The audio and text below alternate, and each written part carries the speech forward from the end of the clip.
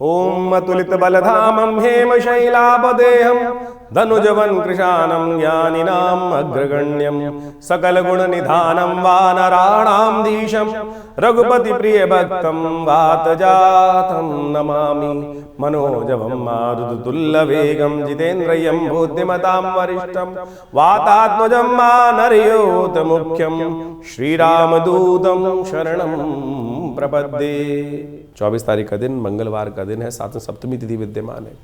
होलाष्टक भी आरंभ हो रहे हैं इस दिन और साथ साथ ग्रह परिवर्तन करने के साथ योग बना रहे हैं। मेहनत से भागने की ज़रूरत नहीं है। ग्रह नक्षत्र ऐसा योग बना रहे हैं कि आपके लिए मेहनत पूर्ण फलदायी होने के योग बना रही है। शनि उस पर लाख रोड़े अटकाने का प्रयास कर रहे हैं, लेकिन ग्रह परिवर्तन कर कर उच्च के हो गए चंद्रमा आपकी राशि के दृष्टिकोण से सफलता का योग आपकी राशि में बनाकर तैयार बैठे हुए हैं। तो इसका लाभ लेने का आपको प्रयास करना चाहिए। होलाष्टक आरंभ हो रहे हैं, ये सबसे बड़ी विचित्र स्थिति है। ऐसे में इन होलाष्टकों के कारण से ये कहीं ना कहीं घर में कुछ ना कुछ ये नज़र लगने के संबंध कोई ना कोई नेगेटिव बात होने के योग बन सकते हैं, क्योंकि पंचग्रही योग आपके घर के बिल्कुल सामने, मैं कहूँगा जो कष्ट है ना वो घर के बिल्कुल सम्मुख मुँह खोल के खड़ा हुआ है। हल्की सी किसी की बुरी नज़र परेशान कर सकती है, इस बात का ध्यान रखें। नेगेटिव एनर्जी घर के बाहर मुँह खोल के खड़ी है इस वक्त। होलाष्टक के दिन आरंभ हो चुके हैं, तो ऐसे में कोशिश ये करें अपनी रक्षा करने का प्रयास करें। आजकल बहुत सारे लोग होलाष्टक में या नज़र को दूर करने के लिए पता नहीं कोई ना कोई पेंडेंट, कोई नज़र बट्टू बांध देते हैं, जिनका मंत्र विज्ञान से कोई लेना देना नहीं है। हमारी राशि के आपकी राशि के दृष्टिकोण से हमें लगता है कि आम के पल्लव, नए पल्लव आम के आ रहे होंगे, नए पत्ते आम के बिल्कुल फूट फूट के लाल लाल तरह के आ रहे होंगे, और लाल पत्ते जो आम के निकल के आ रहे हैं उनको बंधनवार के तौर पर 11 पत्ते आम के बांध कर एक लाल धागे में आप अपने घर के मुख्य दरवाजे पर उनको प्रतिष्ठित करें, और कोशिश ये करें उन मंत्रों, खासतौर पर उनको सिद्ध जो करें वो गायत्री मंत्र के द्वारा सिद्ध करने का प्रयास करें। उन पत्तों को बंधनवार बना के 11 पत्तों का अपने घर द्वार इत्यादि पर सब जगह लगाने का प्रयास कीजिए। इससे बढ़िया कोई बंधनवार नहीं हो सकता जो आपके घर से नेगेटिव एनर्जी को बाहर निकाल कर अंदर ही ना घुसने दे। रक्षा सूत्र है, यह अनादिकाल से भारतीय संस्कृति में उपयोग किया था, लेकिन आज मॉडर्न लोगों ने कुछ ना कुछ ऐसा खेल कर दिया है। कोई यंत्र बना रहा है, कोई कुछ और बना रहा है। पौराणिक दृष्टिकोण से इनके अनेक उपाय शास्त्र में वर्णित हैं। हींग लगे ना फिटकरी रंग चोखा हो, इस बात का ध्यान रखें। हम जो आपके समक्ष उपाय बता रहे हैं शास्त्रोक्त समझाने का प्रयास कर रहे हैं। आम का पत्ता इन दिनों खास तौर पर जो बसंत के मौसम में, उसका तो चमत्कारिक प्रयोग लिखा हुआ है शास्त्र में। कहा जाता है कि इस चमत्कारिक प्रयोग के दौरान यदि जो पहली बार आम के बौर पर आपका यदि दिखाई दे आपको, तो उस बौर को अपने हाथ में लेकर भगवान के मंत्र का स्मरण करते हुए उसको अपने हाथ में इस प्रकार से लगा लेना चाहिए। आप सत्य माने आपके शरीर में रोग प्रतिरोधक क्षमता, स्किन डिसीज से बचने की शक्ति अपने आप विद्यमान हो जाएगी। उसके बौर में इतनी ताकत होती है। और तो और कोई हल्का सा जहरीला कीड़ा भी काट ले, आम के बौर को इस प्रकार से हाथ में रगड़ने के बाद यदि हाथ फेर दोगे ना तो जहर भी उतर जाएगा। ऐसा दिव्य प्रयोग शास्त्र में वर्णित किया गया है। इन सब चीज़ों को कोई तंत्र मंत्र नहीं, केवल जो औषधीय दृष्टिकोण से इसका लाभ इतना ज़बरदस्त होता है, तो उसके बौर में इतनी ताकत होती है कि कोई भी कष्ट दूर करने के योग बना सकता है। तो ये उपाय हमने आपको बताया है, इसको अपनाने का प्रयास कीजिएगा। ये बंधनवार बांध दीजिए तुरंत। होलाष्टक से पहले आरंभ होने से पहले ये बंधनवार बांधना आपके लिए सबसे कल्याणकारी रहेगा। इस दिन अष्टमी क्षय हो रही है, ध्यान रखिएगा। नए कार्य आरंभ करने के चक्कर में नहीं फंसना चाहिए, और इन जलते बुझते दिनों में होलाष्टकों में तो खासतौर पर ध्यान रखना चाहिए। कोई मुहूर्त नहीं किया जाता शास्त्र के दृष्टिकोण से। तो इस दिन विशेष तौर पर हमने इस ग्रह, मंगल ग्रह के और बाकी सब ग्रहों के अशुभ ग्रहों को प्रभाव को शांत करने के लिए नवग्रह शांति महायज्ञ विवेकानंद योग आश्रम में रखा है। इसके साथ साथ आश्रम पे इस दिन सुंदरकांड का पाठ रहेगा, सवा मनी का भोग रहेगा। आप भी उसमें भाग ले सकते हैं। स्वयं आइए, बैठिए हमारे साथ, भगवान का स्तवन करें। माँ भगवती के दरबार में 500 साल भगवती का पुराना श्री विग्रह वहाँ विद्यमान है, और उन्हीं के सानिध्य में बैठकर सुंदरकांड का पाठ रहेगा। हनुमान जी को चोला चढ़ेगा। मनोकामना सिद्धि मंदिर में पीताम्बरा भगवती के सानिध्य में ये समस्त कष्ट दूर होने का अनुष्ठान किया जा रहा है। आप भी उसमें सम्मिलित हो सकते हैं। 25 तारीख बुधवार का अवसर, 9वीं तिथि विद्यमान है, और भविष्य पुराण के अनुसार से इस तिथि को बोला जाता है खासतौर पर आनंद नवमी। और इस दिन ग्रह नक्षत्रों के दृष्टिकोण से, आपकी राशि के दृष्टिकोण से योग जो बना है वो सफलता की तरफ आपको अग्रसित करता दिखाई दे रहा है। बस द्वंद्व में नहीं फंसना, चुपचाप अपने काम में लगे रहो और वही आपके लिए होगा। कोई डोल पंप एंड शो मत कीजिए, क्योंकि क्या फिर नज़र पर लगती है, लोगों को पता चलता है। चुपचाप काम कर लीजिए ना। चुपचाप जो अपने काम में साधे रहेंगे वो सफलता प्राप्त कर लेंगे, जो ढोल बजाएंगे वो कहीं ना कहीं बवंडर में फंसेंगे। इस बात का ध्यान रखने की आवश्यकता है। यही सबसे बड़ा सूत्र है इस वक्त सफलता प्राप्त करने के लिए। भगवान गणेश का सुबह सुबह ध्यान करें, माँ रिद्धि सिद्धि आपकी जीवन में सफलता का योग देंगी। पंप एंड शो से बचते हुए कार्य करो, दिखावे से बचते हुए कार्य करने का प्रयास करो, लगे रहो चुपचाप, और देखिए कार्य सिद्धि के योग डेफिनेटली बनेंगे। इस बात का ध्यान रखें। और इस समय जो बुध वक्री हो रहे जा रहे हैं वो भी आपके खेल क्या करने वाले हैं वो जान लीजिए। 26 तारीख के दिन बृहस्पतिवार के दिन ग्रह नक्षत्रों ने परिवर्तन का रास्ता बना है। बुध महाराज वक्री हो जाएंगे इस दिन और आपकी राशि में बन जाएगा एक विशेष योग जो आपके लिए बहुत कल्याणकारी रहेगा और जिसका नाम है विशेष तौर पर सफलता देने वाला रिद्धि सिद्धि योग। या आप गोचर के दृष्टिकोण से आपके प्रयासों से लाभ के रास्ते बन सकते हैं, लेकिन भटकना नहीं है। इस बात का ध्यान रखना। बुध वक्री होने के कारण से थोड़ा भटकाएगा आपको, चाहत इधर उधर। शुक्र के साथ बुध विराजमान, मंगल विराजमान, जो अननेसेसरी की चाहत जो मन में उड़ेले ले रही है, मौसम बसंत का है, ये कहीं ना कहीं आपके मन में उमंगे जगा रही है और कहीं ना कहीं भटका रही है, पदभ्रष्ट करने के योग बना रही है। शाम जो है वो रंगीली करने के चक्कर में कहीं ना कहीं आप अपनी जो समय को बर्बाद करने के योग बना सकते हैं। तो ऐसा ध्यान रखें। अनजाने लोगों से शाम के समय बचने का प्रयास करना चाहिए, वो कहीं ना कहीं लूट कर सकते हैं आपके साथ। इस बात का ध्यान रखते हुए करोगे तो चीज़ें जीवन अच्छी चलने के योग बनते दिखाई देंगे। बृहस्पतिवार का अवसर है, पीले वस्त्र धारण करें, पीला टीका माथे पे लगाएं, केले का दान करें, ये आपके लिए अच्छे उपाय दिखाई देते हैं। 27 तारीख का दिन शुक्रवार का दिन है, सप्तमी तिथि इस दिन, एकादशी तिथि विद्यमान है इस दिन, और ये एकादशी जो है आमल की एकादशी के रूप में जानी जाती है। आपकी राशि में धन योग, कीर्ति योग बना हुआ है बहुत सुंदर तरीके से।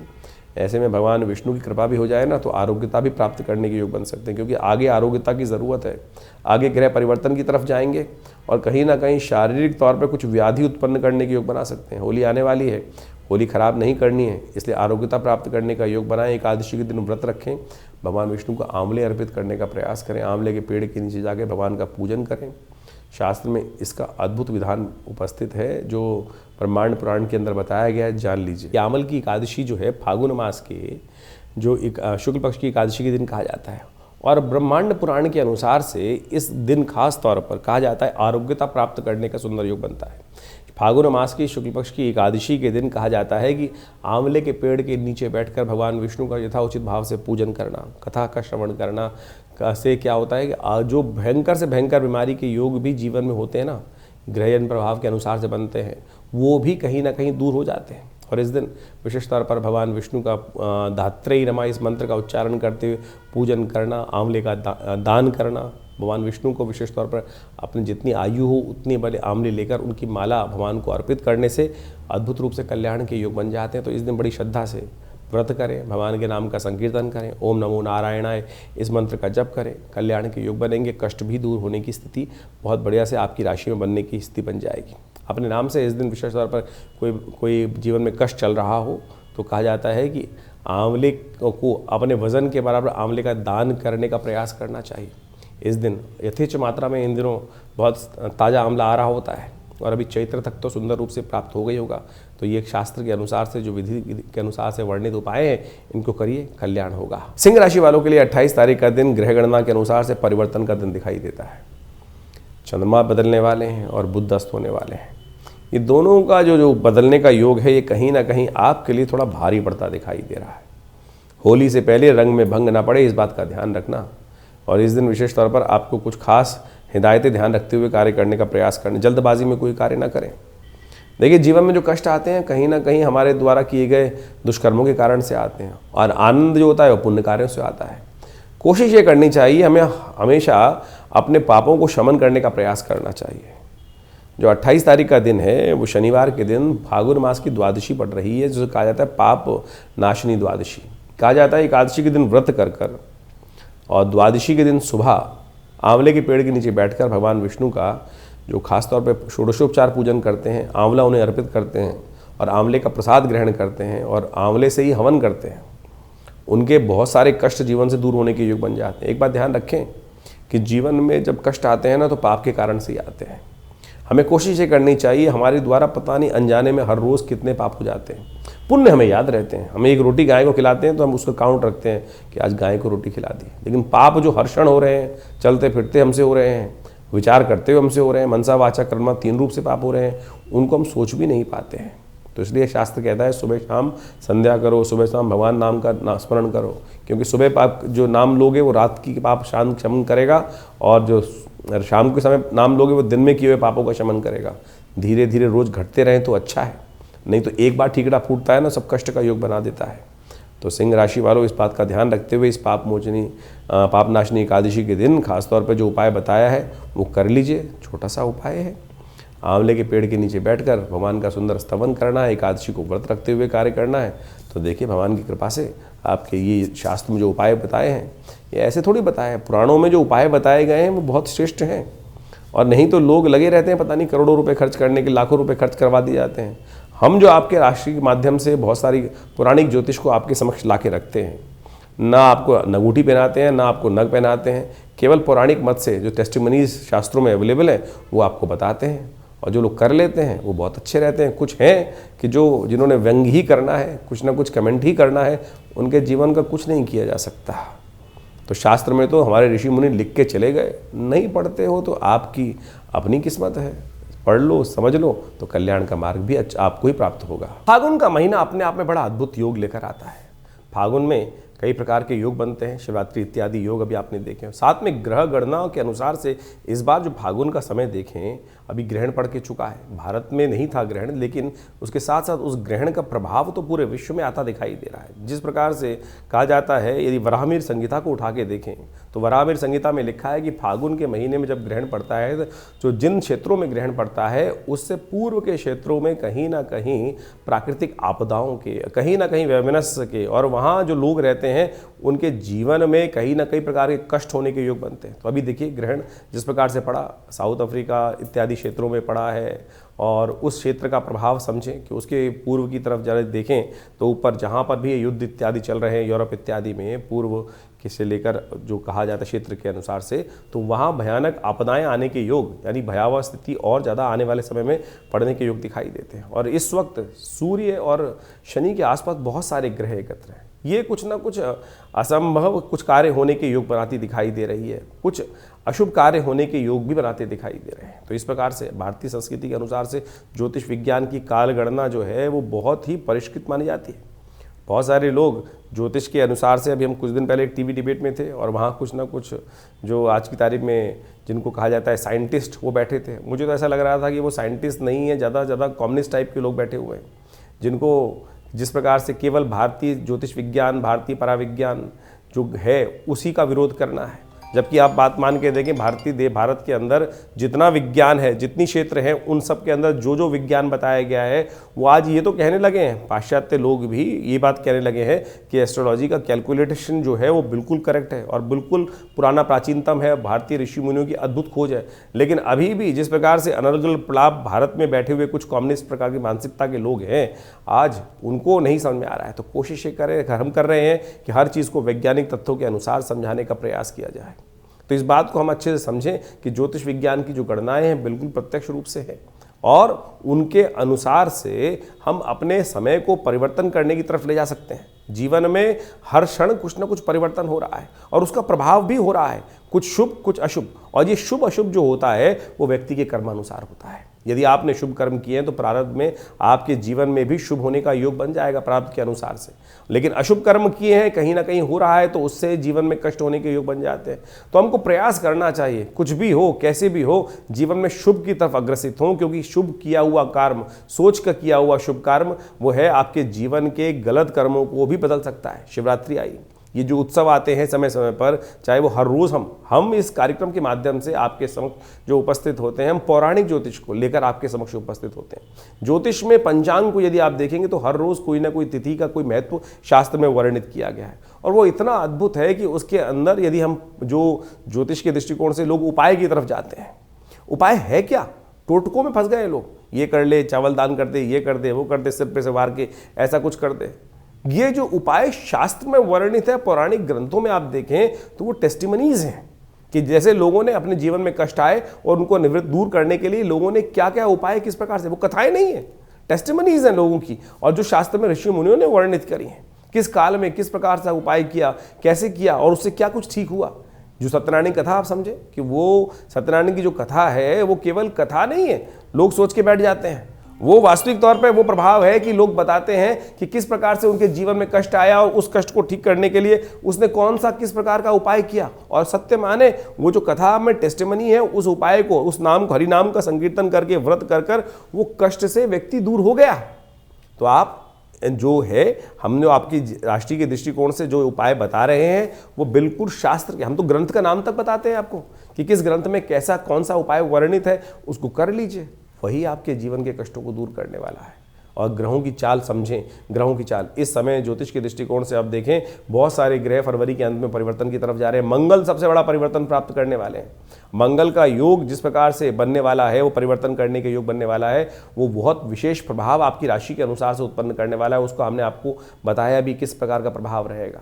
कोशिश करें, प्रयास करें कि इन सब प्रभावों को ठीक अपने जीवन में लाने के लिए।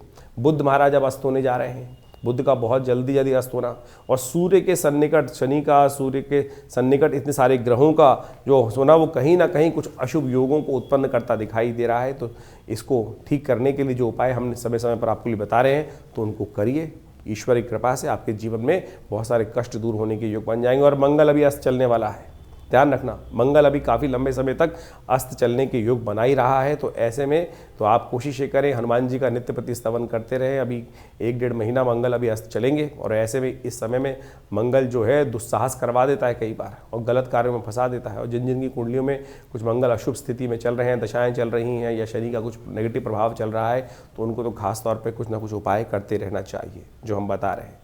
और जिस प्रकार से अपने स्वास्थ्य को दिखाने के लिए डॉक्टर के पास जाते हैं, वैद्य के पास जाते हैं, उसी प्रकार से अपनी ग्रहों की गणना को भी समझने के लिए समय समय पर अपने ज्योतिष विद से, अपने ज्ञानी ज्योतिषों से अपनी मंत्रणा करते रहना चाहिए, क्योंकि समय से पहले पूर्वाभास हो जाता है फिर, और उससे बचने के बहुत सारे रास्ते मिल जाते हैं। हज़ारों लोग इसका लाभ उठाए, करोड़ों लोग मैं कहूँगा लाभ उठाते आए हैं इससे। तो आप भी अनेक विडंबनाओं को मन से हटाएं। और कई बार हम अपने ज्योतिष कार्यक्रम के माध्यम से बहुत सारी चीज़ें बताने का प्रयास करते हैं। अभी हमने पिछली बार आपको बताया था कि इस बार 5 मंगल का योग बन रहा है, और ये 5 मंगल फागुन में पड़ रहे थे। और एक महानुभाव हमारे चैनल पे कमेंट करके बोल रहे थे कि भाई साहब फरवरी में तो 4 मंगल पड़ेंगे। फरवरी नहीं बताया जाता है, फागुन के महीने में इस बात को बताया जाता है। तो आप कोशिश ये करें, हमारे मनोमस्तिष्क में आज समाज में ना ऐसा हो गया है कि हर चीज़ को काटना ही है। सीधी तरह से चीज़ों को समझने का प्रयास करें। ज्योतिष के माध्यम से हम जो भी अपने चैनल के माध्यम से बता रहे हैं, वो आपके कल्याण के लिए ही बताने का प्रयास कर रहे हैं। और उसी जो उपाय बता रहे हैं, हम यहाँ कुछ बेच नहीं रहे। आमतौर पे जितने भी आज दिख रहे हैं समाज के अंदर कि जो भी कुछ ज्योतिष गणना बता रहे हैं, कोई नग बेच रहा है, कोई कुछ और बेच रहा है, कोई और लगातार बेचने के लिए दुकान खोल कर बैठ गए। इस कार्यक्रम के माध्यम से हम आपके समक्ष जो कुछ शास्त्र में वर्णित है, जो उपाय शास्त्र में वर्णित है, उन्हीं को पुराणों से निकालकर आपके समक्ष उपस्थित करते हैं। एक एक बात को तर्क के दृष्टिकोण से रखते हैं। कोशिश करें उनको सही रूप से अमल करने का प्रयास करें। और फिर भी कोई मन में शंका हो तो चिंता ना करें, ये दिल्ली में जो आश्रम है वो आपके लिए ही बनाया गया है। हमारे पिता आचार्य श्री केशव देव जी महाराज ने आज से 70 साल पहले इस आश्रम की स्थापना करी, और दिल्ली में ही करी। और वहाँ हम शोध संस्थान चलाते हैं। 50 से ऊपर पुस्तकें जो हैं भारतीय संस्कृति, पराविज्ञान, मनोविज्ञान, योग विज्ञान, मंत्र विज्ञान, यज्ञ विज्ञान, मुद्रा विज्ञान, योग इत्यादि पर, कर्मकांड इत्यादि पर हमने बहुत बृहद रूप से लिखी हैं। चाहे वो कुंडलनी ध्यान साधना के संबंध में हो, आध्यात्मिक साधना के संबंध में हो। और समय समय पर महीने में कम से कम 10 बार बड़े कार्यक्रम होते हैं, उसमें हम स्वयं बैठते हैं, स्वयं मिलते हैं आपसे। तो आप आइए और आज राजा रानी कथा सुनने से ऊपर उठे, शास्त्र को समझें। हमने रामचरित मानस के ऊपर हर रविवार को स्वाध्याय रखा हुआ है, और उसमें राजा रानी कथा नहीं, उस विज्ञान को, भारतीय संस्कृति के विज्ञान को आप कैसे अपने जीवन में उतार सकते हैं, उसको सार रूप में समझने का प्रयास करना। जैसे कथाओं पे करोड़ों रुपए खर्च किए जा रहे हैं, जबकि कथा पुराने ज़माने में ऐसे ही ज़मीन पे बैठ के की जाती थी, जंगल में, बाग में बैठ के की जाती थी। लेकिन आज 2-2 करोड़ 10-10 करोड़ रुपए खर्च कर जो एक रेपुटेशन और किस प्रकार से कथाओं को करने का व्यवस्था बनाई जा रही है, वो बड़ा दुर्भाग्यपूर्ण है। और बड़े बड़े मंच पे लोग बैठकर धर्म के प्रति किस प्रकार का बात बोलते हैं। बहुत लंबे चौड़े बड़े कथावाचक हैं। उन्होंने अभी राम कृष्ण कथा कहते कहते कृष्ण को भी कितनी प्रकार से उपहास, भगवान का भी उपहास उठाने का प्रयास किया। अरे शास्त्र में कैसी घेलमेल हुई है, क्या इन ज्ञानियों को पता नहीं है? इन ज्ञानियों को ये भी समझना चाहिए कि शास्त्र के दृष्टिकोण से जो जो रहस्य की बातें बताई गई हैं उसको अपनी विवेक बुद्धि के अनुसार से उपयोग करें। केवल मंच को आप अपनी सेल्फ की जो भी कार्य करने की बात कर रहे हैं, शास्त्र में कितना लोगों ने, हमारे भारतीय संस्कृति में कैसे कैसे लोगों ने कैसा कैसा दुराग्रह किया है, शास्त्र को प्रमाणित रूप से बदल दिया गया, क्या क्या पता नहीं अपने हित स्वास्थ्य को सिद्ध करने के लिए, चाहे वो अलग अलग मत के लोग रहे, अलग अलग राजा रहे, अलग अलग जो आक्रांता रहे, उन्होंने हम सनातन धर्म के ऊपर कैसे आक्षेप करने का प्रयास किया है। और वही मंच के माध्यम से बड़े बड़े कथावाचक भगवान कृष्ण, भगवान को भी नहीं छोड़ते हैं। आपको कथावाचक होते हुए, लोगों को ज्ञानी महात्मा होते हुए इस बात को समझ में आना चाहिए कि शास्त्र में एक बात को बताया गया है, तो अगर उसमें कुछ बदलाव किसी ने किया है तो कम से कम कथावाचक के रूप में, ज्ञानी के रूप में यदि व्यक्ति उपस्थित है, व्यास गद्दी पे उपस्थित है, तो उसको तो कम से कम समझ लेना चाहिए। तो मैं कहूँगा ये मुरारी बाबू जैसे लोग भी आज जिस प्रकार से अलग अलग प्रलाप करने की बात करते हैं, दुखद है। बड़े बड़े पद पे बैठे हुए लोग केवल आज उपहास करने का प्रयास कर रहे हैं, और आज वृंदावन से, मथुरा से कितने लोग इस क्षेत्र में घुसते चले जा रहे हैं। ज्ञान नहीं है, संस्कार नहीं है, परिवार नहीं है, और उसके बाद भी जिस प्रकार से शास्त्र को प्रमाण उपस्थित नहीं करते हैं, गलत जहाँ पर है उसको गलत करने का प्रयास कीजिए, गलत कहने का प्रयास कीजिए, अपने मंच से उस बात को ना कहें तो अच्छा रहेगा। तो इस बात को समझने का प्रयास करना चाहिए। भारतीय संस्कृति परम शुद्ध है, सम्मान की संस्कृति है, और वहाँ पर परमात्मा ने जो भी उदाहरण उपस्थित किए, भगवान ने जो भी ऋषि मुनि ने उदाहरण उपस्थित किए हैं, हम सबके कल्याण के लिए किए हैं। लेकिन हमारे शास्त्रों के माध्यम से बहुत सारे लोग उस मंच को गलत तरह से उपयोग करने का प्रयास कर रहे हैं। आप सबको उसको समझना चाहिए, और जो भी कोई मन में प्रश्न हो तो आप आइए हमारे आश्रम में। दिल्ली में विवेकानंद योगाश्रम बहुत बड़ा शोध संस्थान है, बड़ा हॉस्पिटल है। योग प्राकृतिक चिकित्सा में बहुत अद्भुत रूप से आध्यात्मिक क्षेत्र में हम कार्य कर रहे हैं। आप सबसे रविवार को भी मिलते हैं। हर रविवार को सुबह 8 से लेकर 11 बजे तक बड़ा कार्यक्रम चलता है। मंगलवार को सुंदरकांड के कार्यक्रम चलते हैं। तो समय समय पर आप आकर आश्रम पर जुड़ सकते हैं और अपने प्रश्नों का निदान भी जान सकते हैं। और हर रविवार को वहाँ जनरल एक सामूहिक कार्यक्रम रहता है सुबह के समय पर। आप उसमें सादर आएंगे तो कोई फ़ीस नहीं ली जाती है। बहुत सारे लोग फीस के चक्कर में घूमते रहते हैं। आश्रम में रविवार को भंडारा होता है, मंगलवार को भंडारा होता है, हर मंगलवार हर रविवार को भंडारा होता है। गौशाला चल रही है बहुत बड़ी, सबका उसमें कार्य करने के लिए हम कार्य करते हैं। तो दिल्ली के क्षेत्र में हम तो लगे हुए हैं। यज्ञ इत्यादि हर रोज़ 8 घंटे रविवार को होता है। माँ भगवती का सुंदर शिव विग्रह विद्यमान है, जो मुल्तान से 500 साल पुराना शिव विग्रह। हमारा सौभाग्य था कि हमारे परिवार में भगवती का शिव विग्रह का जो है आना 1947 में, और वह आज भी मूर्ति, दिव्य चमत्कारी मूर्ति भगवती की प्रतिष्ठित है। उनका दर्शन कर लेने मात्र से माँ भगवती जीवन में कल्याण का रास्ता बना देती हैं, सदकर्मों का उदय कर देती हैं। तो आइए दिल्ली में विवेकानंद योगाश्रम में हम आपका स्वागत करेंगे और जुड़िए इस परिवार से, कल्याण होगा।